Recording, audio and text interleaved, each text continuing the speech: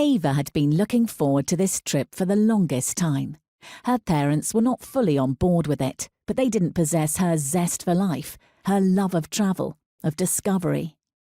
Europe was a world away from Hurt, her hometown in Virginia. Why in the good Lord's name haven't they changed its name yet? But it was where she needed to be. She'd finished her final year at Princeton, but before she took the leap into gainful employment, she wanted to make the trip she'd been dreaming of for a lifetime.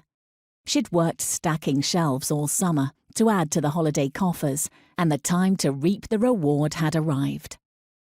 8 weeks backpacking around Europe was not her parents' idea of a dream trip, especially in autumn. Hotels, swimming pools, restaurants and theatres were what they would deem necessary for something to be called a dream.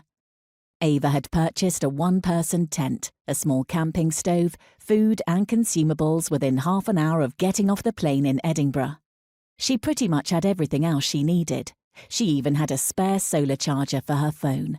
She was going to document the whole trip and upload it to her blog whenever she could piggyback a Wi-Fi signal so as not to have to drain her data plan.